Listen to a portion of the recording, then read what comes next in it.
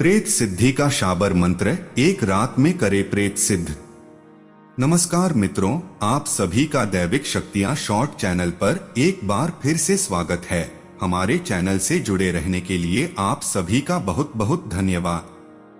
आज मैं आप लोगों को प्रेत सिद्धि का विधि और उससे जुड़ी कुछ जानकारी बताने वाले हैं। इस साधना को कौन लोग कर सकते हैं और किन लोगों को इस साधना से दूर रहनी चाहिए, इस साधना को किस तरीके से किया जाता है, इन सभी के बारे में आज हम आप सभी को विस्तार से बताएंगे। तो चलिए बिना देरी किए हुए वीडियो को शुरू करते हैं। मित्रों, प्रेत साधना बहुत ही खतरनाक और दुष्कर होता है, लेकिन सही विधि विधान और सही नियमों का पालन करके इस साधना को किया जाए तो यह ज्यादा दुष्कर भी नहीं होता है। इस साधना को करने के बाद व्यक्ति अपने भौतिक की जरूरत को पूरा कर सकता है, लेकिन उसको मोक्ष की प्राप्ति नहीं होती। ऐसा कहा जाता है, इस साधना को करने के बाद वह पुनः प्रेत योनि को ही प्राप्त होता है। इसलिए आप इस साधना को करने से पहले इन सब बातों पर विशेष ध्यान दें। जैसे कि श्री कृष्ण ने भागवत गीता में कहा है कि देव को पूजने वाले देव को प्राप्त होते हैं और पितृ को पूजने वाले पितृ को तथा भूत को पूजने वाले भूत को प्राप्त होते हैं।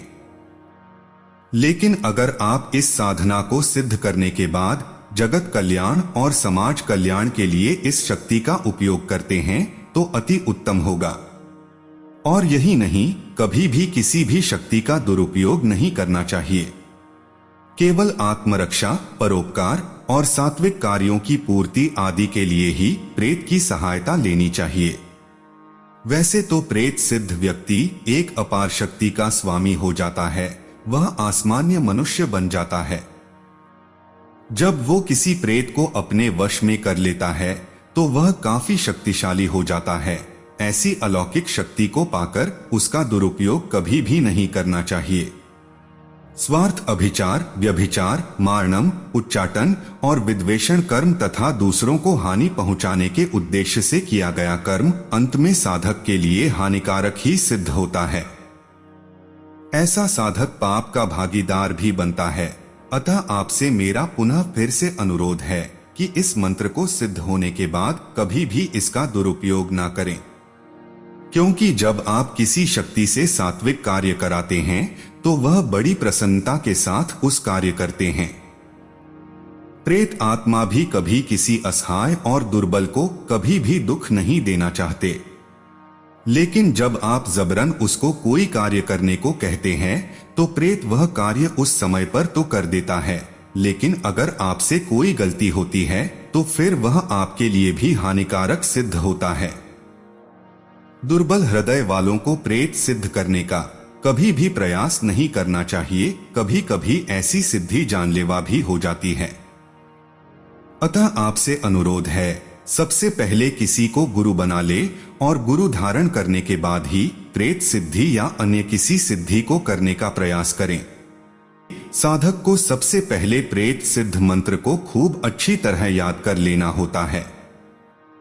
तदोपरांत साधक कृष्ण पक्ष के शनिवार की संध्या काल में घर, बस्ती, गांव या शहर से बाहर सुनसान और निर्जन स्थान में जहां बबूल का पेड़ हो, साधक किसी पुराने बबूल वृक्ष के नीचे जाकर निसंकोच शरीर के सब कपड़े उतार देता है, जन्मजात नग्न होकर बैठे जाता है।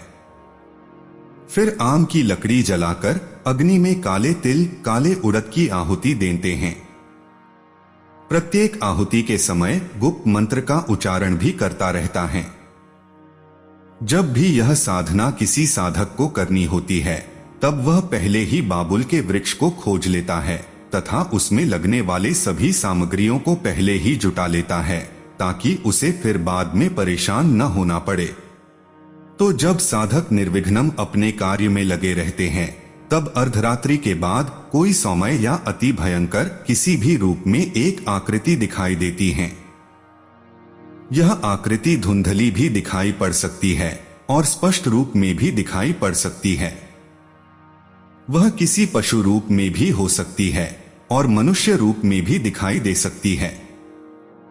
जब इस तरह का समय आता है तब साधक समझ जाता है कि यही वो प्रेत है जिसकी वह सिद्ध कर रहा है।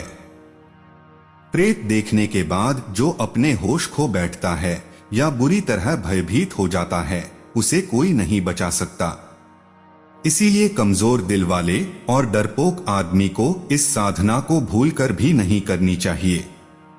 किंतु जो साहसी और निडर होता है, वह प्रेत को देखकर भी विचलित नहीं होता और वह उसी समय दाएं हाथ की कनिष्ठा उंगली में ब्लेड आदि से चीरा लगाकर अपने रक्त की 7 बूंदें हवन की अग्नि के समक्ष टपका देता है और साथ ही कहता है कि हे प्रेत देव, हे अलौकिक प्राणी, लो यह रक्तपान करके तृप्त हो जाओ और अभी से मेरी आज्ञा में रहो। उसी समय से प्रेत साधक के वश में हो जाता है। एक समझदार साधक प्रेत की सहायता से असंभव कार्य को संभव कर दिखाता है। आप तो सुने ही होंगे कि गोस्वामी तुलसीदास जी शौच से बचा हुआ जल नित्य एक बबूल के वृक्ष पर चढ़ाया करते थे। उस बबूल वृक्ष पर एक प्रेत रहता था और यह सत्य भी है कि बबूल के वृक्ष पर सदैव किसी न किसी प्रेत का वास रहता ही है। उस प्रेत ने प्रसन्न होकर गोस्वामी तुलसीदास जी को दर्शन दिए और फिर उसी के द्वारा तुलसीदास जी को हनुमान जी के दर्शन हुए और हनुमान जी के द्वारा ही उन्हें श्री राम और लक्ष्मण के दर्शन चित्रकूट घाट पर ही हुए थे। इसलिए प्रेत सिद्धि के पश्चात इस प्रकार का लाभ उठाने का प्रयास करना चाहिए। और अंत में मैं फिर यही कहूंगा कि आपको किसी गुरु को बनाकर और गुरु दीक्षा लेने के बाद ही प्रेत सिद्धि करनी चाहिए। साथ ही गुरु के दिए हुए मंत्र के द्वारा अपनी सुरक्षा करनी चाहिए।